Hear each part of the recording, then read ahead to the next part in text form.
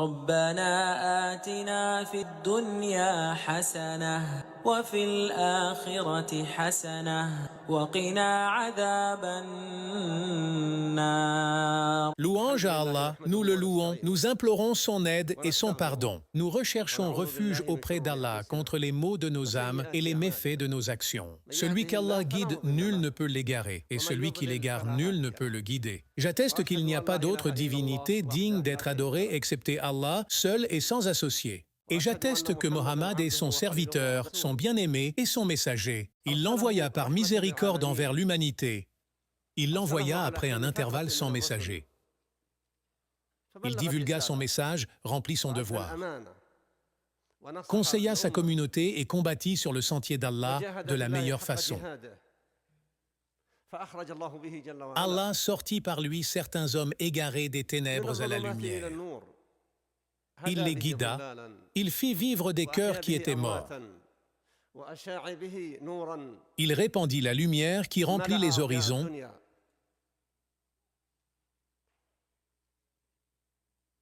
et la terre de savoir, et procura aux hommes tout ce dont ils avaient besoin, tant dans leur affaire temporelle que spirituelle. Sallallahu alayhi wa sallam.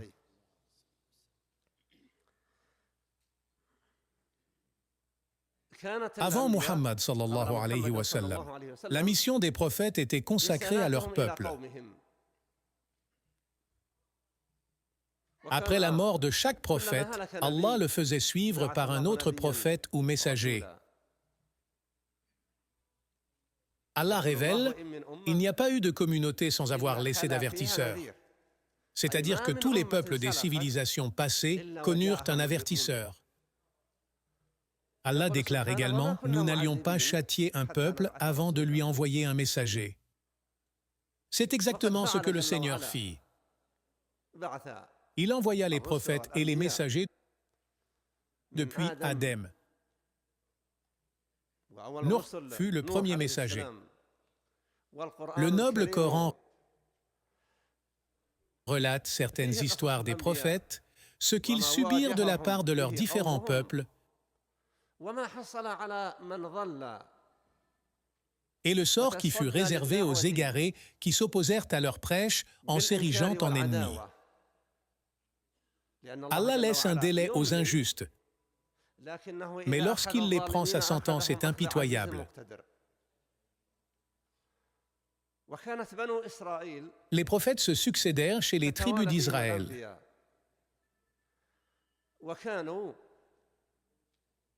Comme ils restèrent longtemps réduits en esclavage en Égypte, ils se pervertissent dans les mœurs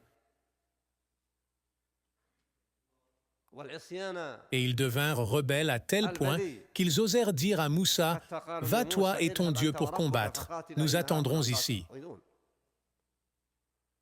Ils demandèrent également à Moussa de leur montrer Allah de leurs yeux. Allah nous relate ensuite bon nombre de leurs récits et leur opposition aux prophètes lorsqu'ils falsifièrent la révélation d'Allah et qu'ils mentirent sur lui. Leurs prophètes se succédèrent ainsi, les uns à la suite des autres. À chaque fois que l'un mourrait, Allah en envoyait un autre pour les gouverner. Puis il envoya Isa alayhi salam, à qui il a appris la Torah et l'Évangile. Allah nous raconte son histoire depuis son apparition sur terre, alayhi salam. Le jour où il parla quand il était encore nourrisson, jusqu'au jour où il l'éleva au ciel, les Juifs prétendirent l'avoir tué. Mais Allah les démentit en sachant que sa parole est infaillible.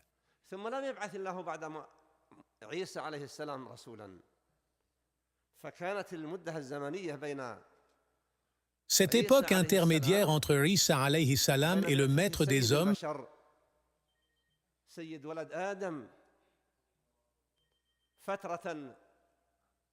fut longue sans connaître de prophète. Le savoir se dissipa alors bien que les adeptes de Moussa et de Aïssa ne l'entretinrent pas après eux. Ils le falsifièrent, transformèrent et attribuèrent à Allah des mensonges. Par la suite, la sagesse d'Allah exauça l'invocation d'Ibrahim.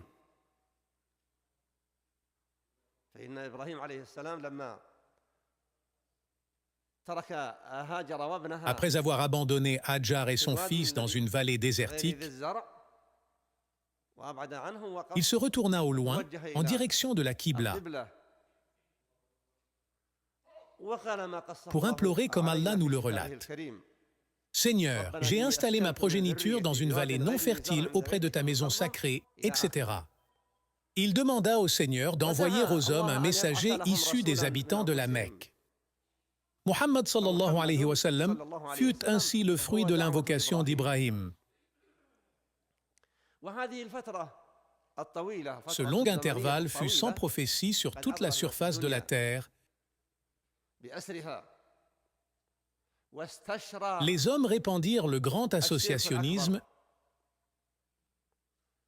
ainsi que le mensonge au sujet d'Allah et la rébellion.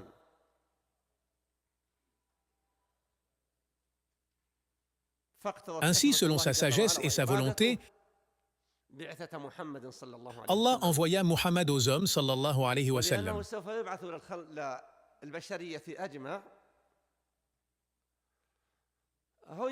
Comme sa mission devait embrasser l'humanité, sallallahu alayhi wa sallam.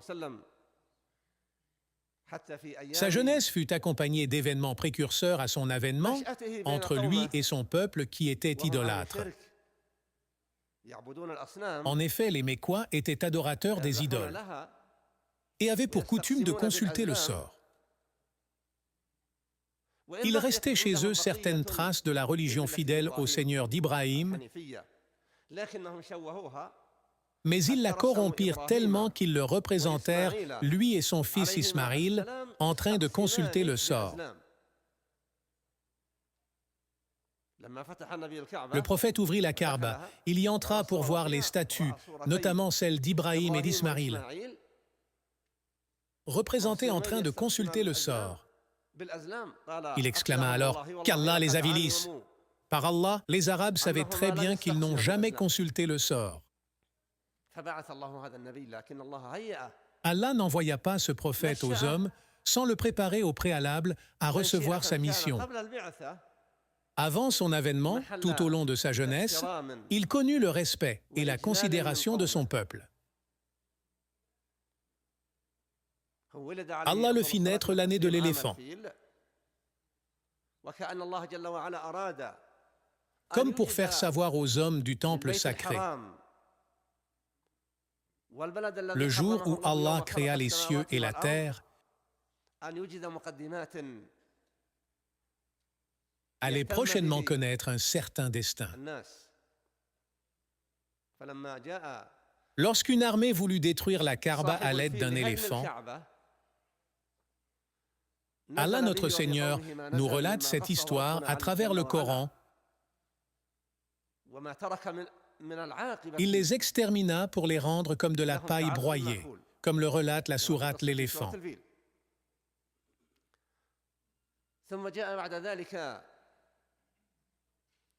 Puis il y eut la guerre entre les Arabes et les Perses, qui se conclut à la bataille de Zikarra. Cette victoire fut, comme l'a informé le prophète, sallallahu alayhi wa sallam, la première que les Arabes remportèrent sur les Perses. Ces événements furent comme les prémices à l'avènement du prophète, sallallahu alayhi wa sallam. Quant à lui, sallallahu alayhi wa sallam, il grandit sous l'aile de son grand-père, Abdel Muttalib. Mais ce dernier mourut alors qu'il était encore en bas âge. Par conséquent, son oncle Abu Talib le prit sous sa tutelle.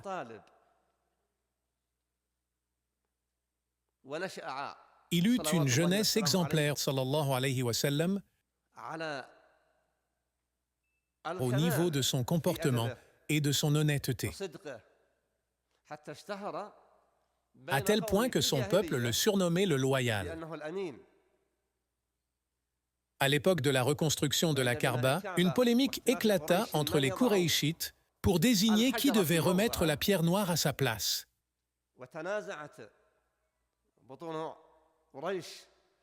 Chaque clan de la Mecque voulait s'approprier le privilège de la porter.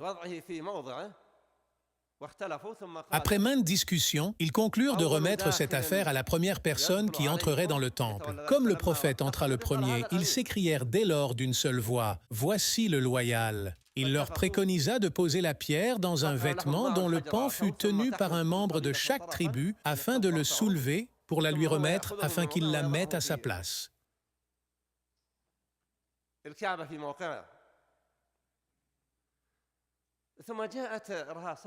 Il y eut d'autres prémices et d'autres signes au cours de son enfance, comme l'histoire de son allaitement. L'allaitement était très important chez les Arabes et pour les Qurayshites en particulier. Ceux qui en avaient les moyens faisaient allaiter leur nouveau-né à la campagne.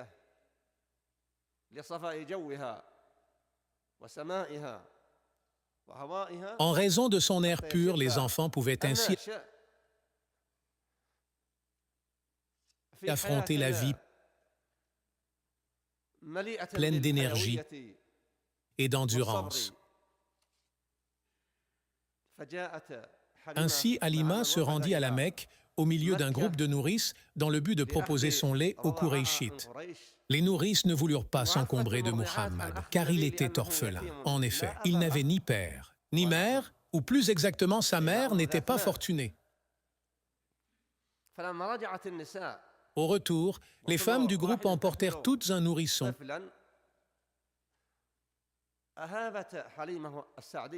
À l'exception de Halima qui fut embarrassée devant les autres de rentrer les mains vides. Elle se contenta de cet orphelin, sallallahu alayhi wa sallam. Elle raconta ensuite que depuis ce jour, la bénédiction se répandit sur son entourage.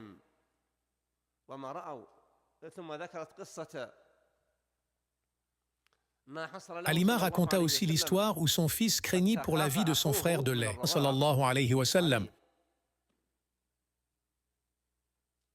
Muhammad sallallahu alayhi wa sallam avait les meilleures mœurs dans sa jeunesse. Plus tard, il assista avec ses oncles au pacte de Quraysh de l'ère païenne. Il visait à défendre l'opprimé et interdire l'injustice, etc. Le prophète souligna même que si, après l'avènement de l'islam, on l'avait invité à un tel pacte, il aurait accepté.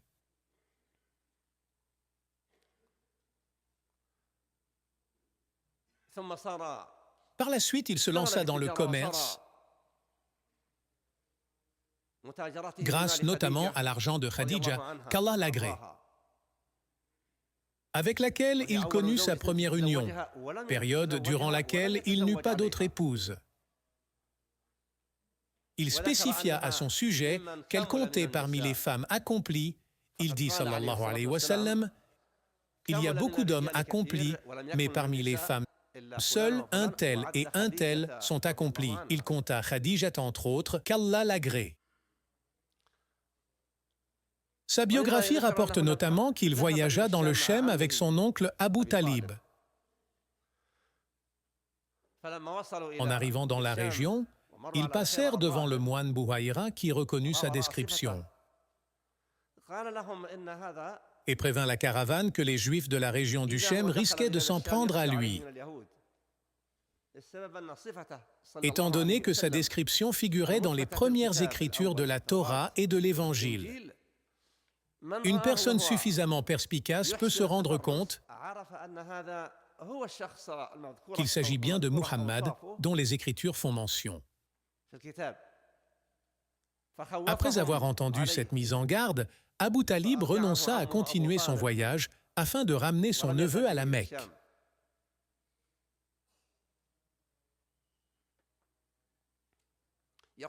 Le prophète sallallahu alayhi wa sallam déclara qu'après avoir considéré les hommes, Allah les exécra tous, les Arabes et les non-Arabes, à l'exception des derniers gens du livre qui étaient cloîtrés dans leur maison. Alors que la religion devait être apparente afin de guider et de servir de modèle aux hommes. Dès lors, il envoya Muhammad sallallahu alayhi wa sallam, porteur de la dernière religion. D'après un hadith authentique, le prophète élu sallallahu alayhi wa sallam a dit: « On m'a offert 5 choses qui n'ont été offertes à nul prophète avant moi. J'ai été envoyé à l'humanité entière, alors que les messagers et prophètes étaient uniquement envoyés à leur peuple. La victoire me fut concédée par la crainte que je suscite à mes ennemis depuis une distance d'1 mois de marche. J'ai eu droit au butin, alors que les prophètes avant moi n'eurent pas le droit d'y toucher. Je suis autorisé à prier sur toute la surface de la terre qui m'a été rendue pure. Quiconque parmi mes adeptes parvient à l'heure de la prière peut prier où il se trouve. Et il m'a été offert la concision dans le discours.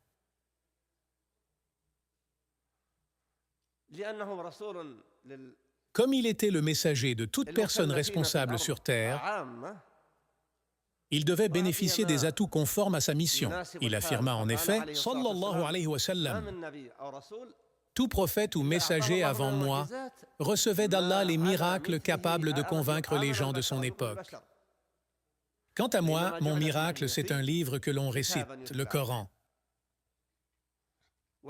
Autrement dit, ce miracle va se perpétuer jusqu'au jour où Allah reprendra la terre et ses occupants. Personne ne peut imiter le Coran, qui est un miracle visible à tous. Allah défia d'ailleurs les Arabes d'en faire autant.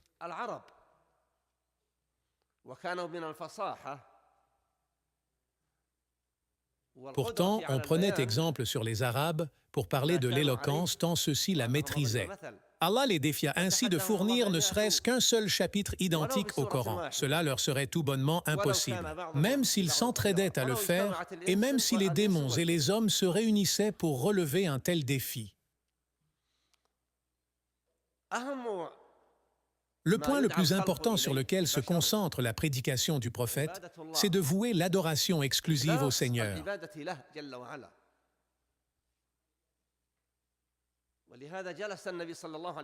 C'est pourquoi il resta 10 ans à la Mecque en invitant les gens à l'islam.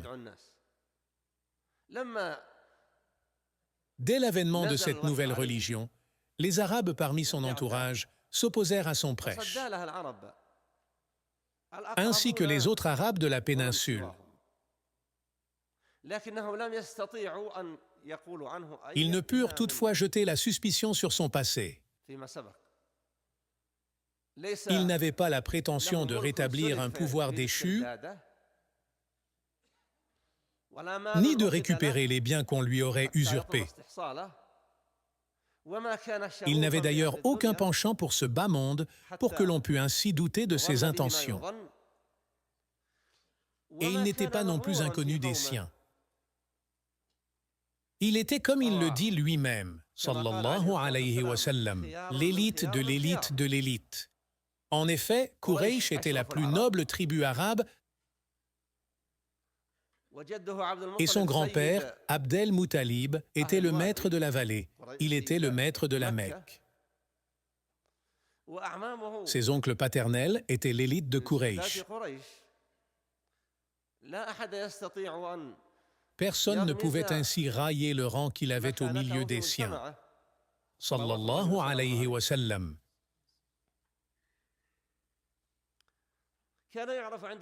Tout le monde savait qu'il était loyal.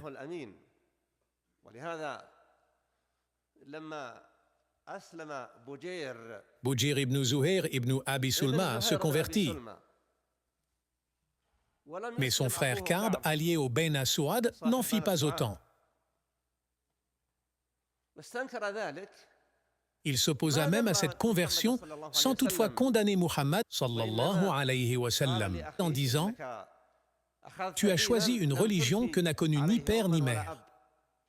Il déclara simplement au sujet de Muhammad, « Le loyal t'a rempli un verre à ras-bord. Le loyal t'a abreuvé pour te rendre malade. »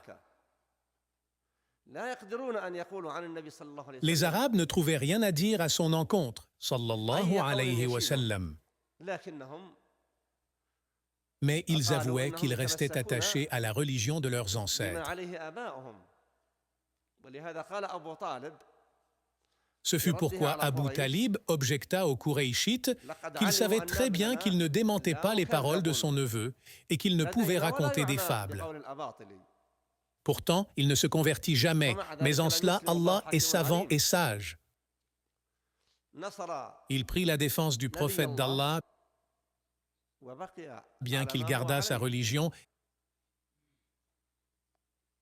et qu'il mourût mécréant. Le prophète sallallahu alayhi wa sallam, en effet, dit à son oncle agonisant, « Mon oncle, dis-moi un mot, dis-moi qu'il n'y a d'autre divinité en dehors d'Allah, un mot grâce auquel je pourrais plaider en ta faveur auprès d'Allah. » Abu Jahal et son voisin craignaient qu'Abu Talib se fasse attendrir par les paroles de son neveu. Dès qu'ils le virent entrer, ils se levèrent pour s'asseoir plus près du mourant. À chaque fois que le prophète prononçait cette parole, les deux hommes rétorquaient « Oserais-tu renier la religion d'Abd-el-Muttalib » Ainsi, il lui rappelait la mémoire des ancêtres et la religion d'Abd-el-Muttalib. La dernière parole qu'il prononça avant de rendre l'âme fut « Je meurs fidèle à la religion d'Abd-el-Muttalib ». Le prophète voulut implorer le pardon en sa faveur, mais Allah lui révéla le verset suivant. Il n'appartient pas aux prophètes et aux croyants d'implorer le pardon en faveur des polythéistes, fussent-ils des proches, alors qu'il leur est apparu clairement que ce sont des gens de l'enfer.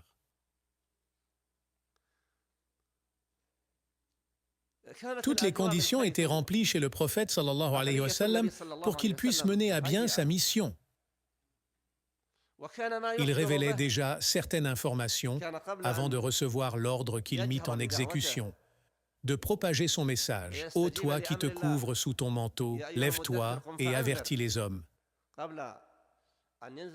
Avant de recevoir cet ordre, il se retirait dans la grotte de Hira pour se consacrer à la dévotion. Il s'approvisionnait en nourriture, en eau et se vouait à l'adoration d'Allah loin des hommes. Nul doute qu'ainsi, il attirait l'attention des Qurayshites qui trouvaient sa conduite étrange. Cependant, il ne pouvait s'en prendre à lui en raison du rang dont il jouissait parmi eux et en raison de son honnêteté. D'ailleurs, il ne s'opposait pas à eux ni à leurs idoles. Après avoir reçu la première révélation, il rentra chez lui effrayé et désemparé. Il s'écria à sa femme, « Couvrez-moi, couvrez-moi !» Il lui dévoila la raison qui alimentait sa peur. Cette femme, qu'Allah l'agrée, qui était accomplie comme l'avait ainsi décrite le prophète sallallahu alayhi wa sallam, eut comme réponse, « Non par Allah, Allah ne va pas t'abandonner. » Les Arabes connaissaient parfaitement Allah. Et ils savaient qu'il était le pourvoyeur des biens, le créateur et le gérant de toutes choses. Comme il le dit lui-même à travers les versets, si tu leur demandais, plusieurs fois dans le Coran, ils lui donnaient tous le nom d'Allah. Khadija était mécréante. Elle adhérait à la religion de son peuple. Elle s'écria donc, non par Allah, Allah ne va pas t'abandonner. Pourquoi cela? Tu entretiens les liens de sang. Tu soutiens le démuni, c'est-à-dire tu donnes aux pauvres. Et tu secours les personnes en détresse.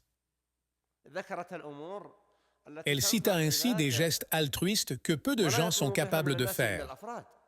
Elle conclut qu'Allah ne peut abandonner quelqu'un comme lui. Autrement dit, tu ne dois pas avoir peur. Cet événement fut à l'origine d'un bienfait extraordinaire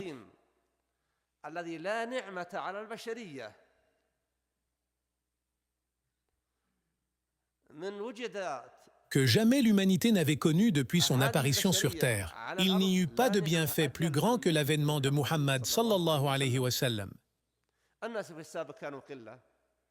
Auparavant, la Terre était peu peuplée d'êtres humains qui jouissaient de leurs richesses.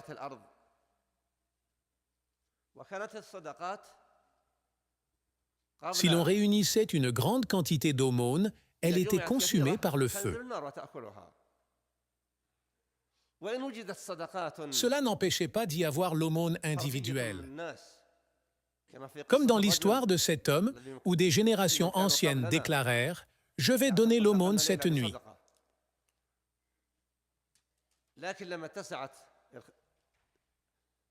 Lorsque le nombre d'habitants sur Terre augmenta,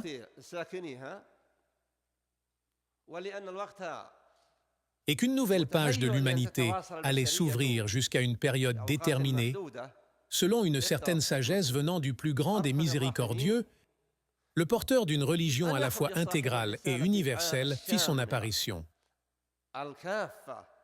Son message pouvait répondre à tous les problèmes de ce bas monde. Et il indiquait comment éviter les problèmes liés à l'au-delà. Allah envoya donc ce noble prophète aux hommes, sallallahu alayhi wa sallam,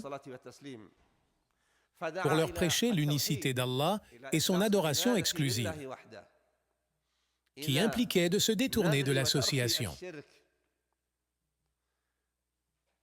Il condamna l'injustice, rendit justice à l'opprimé et rendit les droits à la femme. Les Arabes et les autres civilisations avaient généralement peu de considération pour la femme.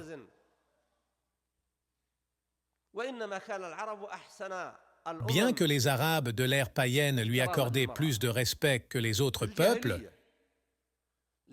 il n'était pas différent d'eux sur de nombreux points dans la façon de les traiter. Allah offrit alors au monde cette religion illustre dont le maître des hommes fut le messager Muhammad sallallahu alayhi wa sallam.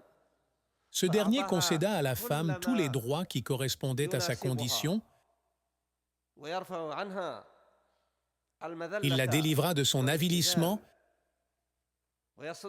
et la défendit contre l'injustice.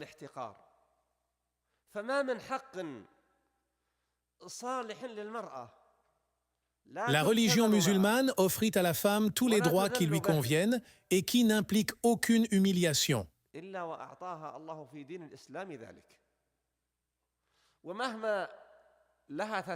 L'être humain ne pourra jamais offrir à la femme les privilèges que lui offre l'islam.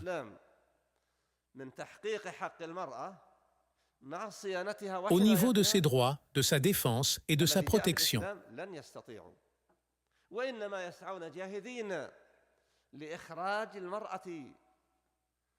L'homme met plutôt tout en œuvre pour la sortir de son cocon, lui faire perdre sa pudeur et sa chasteté. Qu'Allah salue et prie sur le serviteur qu'il envoya à l'humanité par miséricorde. Les musulmans doivent se rendre compte de la valeur de cette religion et de celui qui leur a transmise, sallallahu alayhi wa sallam. Il leur incombe de propager cette religion et de la faire connaître à l'humanité entière, afin de se conformer à la parole d'Allah disant « Vous êtes la meilleure communauté qu'on ait fait surgir pour les hommes, vous ordonnez le convenable et interdisez le blâmable. »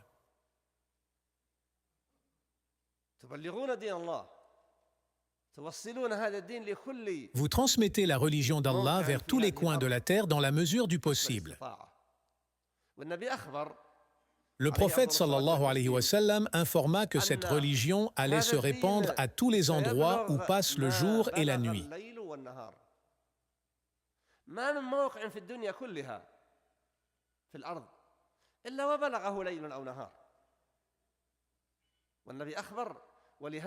C'est pourquoi on aurait trouvé cela étonnant à l'époque, bien que rien ne soit impossible pour Allah. Il fut toutefois difficile pour les gens de l'époque de se mettre à l'esprit que cette religion allait atteindre les horizons les plus difficiles à atteindre, si ce n'est par l'imagination.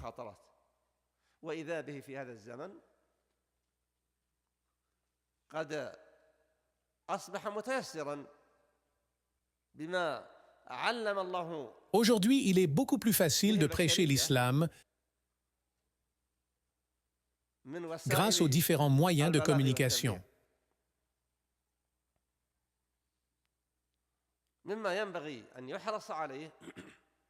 Il faut absolument se pencher sur les enseignements que le prophète sallallahu alayhi wa sallam a apportés. Nous avons certes le Coran entre nos mains, mais il est également important que les musulmans portent leur attention sur la sunna du prophète sallallahu alayhi wa sallam.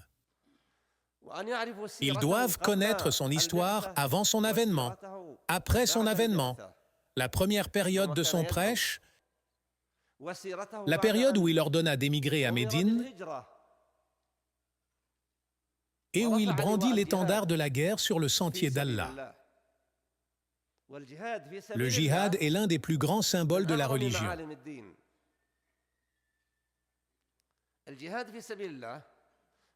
Il est légiféré jusqu'à la fin du monde à l'unanimité des savants. Il y aura une grande bataille qui précédera la venue de l'Antéchrist et le retour de Isa sur terre. Le djihad ne sera jamais interrompu. Il faudra se préparer à ce grand affrontement. Les musulmans connaissent bien cette bataille que le prophète sallallahu alayhi wa sallam leur a contée et qui aura lieu à la fin des temps.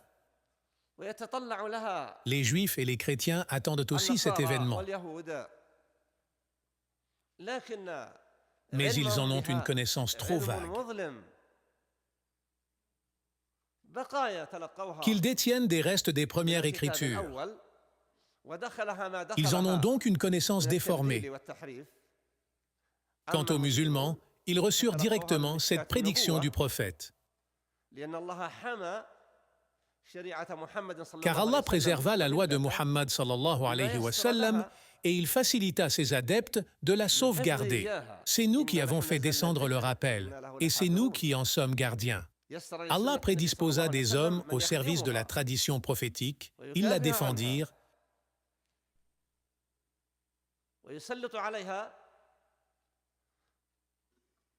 et la soumirent à l'analyse et à l'enquête afin de la purger de toute intrusion malhonnête. Elle devint, grâce à Allah, limpide, étincelante, vivante comme si le prophète élu sallallahu alayhi wa sallam venait à peine de la prononcer. Cette tradition renferme des sens tellement riches qu'ils dépassent les esprits. Comment ne pas en être ainsi, alors que le prophète sallallahu alayhi wa sallam a dit « Je suis le plus éloquent des Arabes ». Car je viens de Quraysh et j'ai grandi chez les Benu Sa'd. Toutes les paroles qu'il sallallahu alayhi wa sallam prononça sont sans aucun doute les plus éloquentes qu'il soit.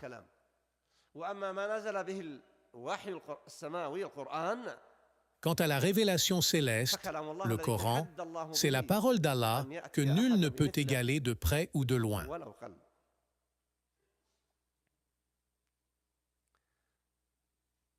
Je m'étends, il est vrai, quelque peu dans mon discours. Certains passages peuvent sembler se répéter, et les répétitions sont ennuyeuses.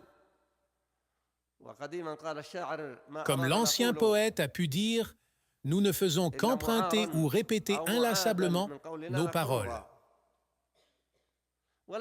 Cependant, la répétition permet de mieux attirer l'attention, de rappeler des points que l'on a oubliés et de susciter la motivation. En cela, elle peut devenir utile et productive.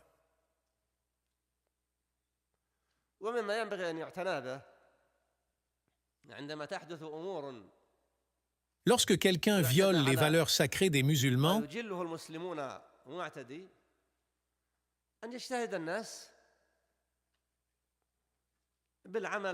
il est important de rester sage et de garder son sang-froid dans la façon de réagir.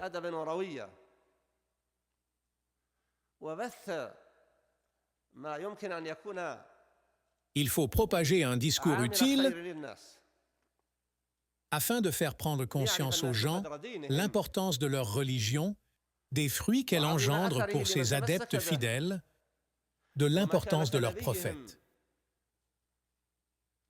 tant pour l'élite que pour le commun des gens. Ainsi, j'implore Allah, par ses noms et attributs, celui qui nous a réunis ici aujourd'hui, de nous offrir à tous d'être sincères dans les œuvres, de suivre le messager d'Allah sallallahu alayhi wa sallam et de faire l'effort d'étudier la sunna et la vie du prophète sallallahu alayhi wa sallam.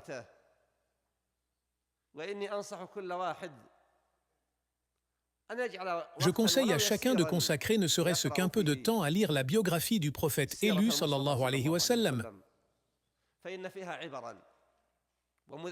qui est riche en leçons. Elle relie l'individu aux premiers instants de sa religion, dont le messager d'Allah sallallahu alayhi wa sallam se fit le prêcheur.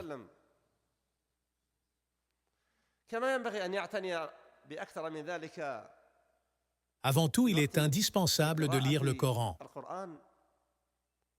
en veillant toutefois à s'imprégner de sa lecture. Je conseille notamment à tous de prendre, ne serait-ce qu'un peu de temps, pour lire les hadiths concernant le chapitre des invocations, qui sont très utiles pour l'individu, aussi bien pour lui-même que pour sa famille et ses enfants, car ils permettent de les protéger, par la volonté d'Allah, contre de multiples dangers. Il est si important pour le musulman de se relier aux sources et aux bases de la législation islamique qui mène au droit chemin.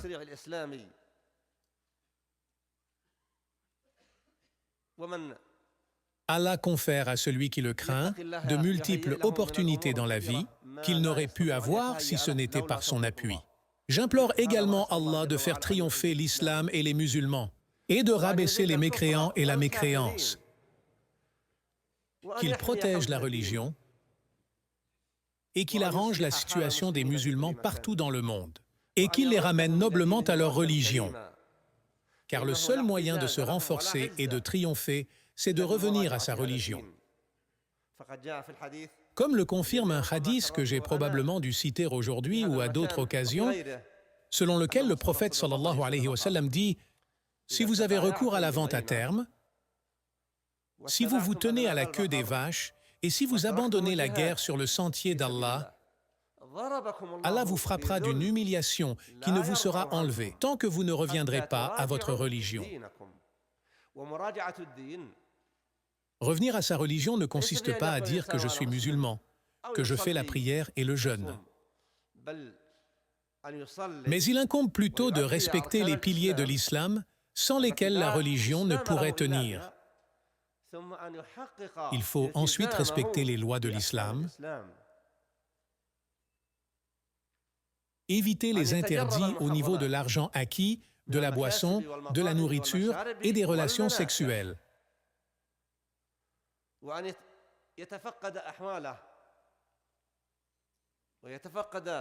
Il faut se surveiller et surveiller les pulsions de son cœur et ses penchants.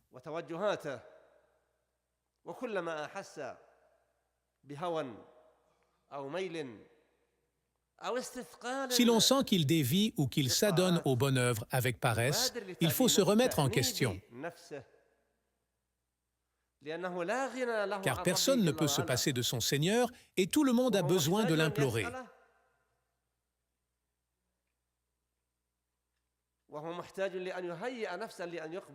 Il faut ainsi faire en sorte que nos invocations et nos demandes soient exaucées. Pour cela, il faut s'éloigner des péchés. Comme l'indique le hadith, comment un homme rempli de poussière et aux cheveux ébouriffés peut-il invoquer « Ô Seigneur, ô Seigneur », alors que sa nourriture est illicite, que son habit est illicite et qu'il s'alimente de l'illicite, comment peut-il se voir exaucé? Enfin, j'implore Allah par ses noms et attributs qu'il maintienne en paix ce royaume d'Arabie saoudite, qu'il lui préserve sa situation heureuse et qu'il éloigne de tous les malheurs et de toutes les épreuves, qu'il réforme tous ses enfants, ses adolescents, ses adultes et ses vieillards, qu'il en fasse des exemples dans le bien, la stabilité, la bonté et la charité dans la parole et les actes, qu'il en fasse des exemples dans le monde musulman en faisant le bien et en s'éloignant du mal. Je l'implore aussi de concéder la réussite aux détenteurs de l'autorité de le réformer et de remplir son cœur de la foi, qu'il lui concède de réussir toute action pouvant renforcer cette religion, et qu'il lui fasse avorter toute entreprise qui aurait de mauvaises répercussions sur la religion, et qu'il l'aide à faire ceci uniquement pour l'agrément d'Allah. Qu'Allah concède la réussite à tous les chefs d'État de son genre, et qu'il les guide dans toute leur entreprise, et qu'il les préserve à la fois du mal et de faire du mal. Qu'il nous fasse voir sa force extraordinaire contre les ennemis de l'islam, ces envahisseurs aux ambitions les plus perverses, qui trament les pires ruses contre les musulmans.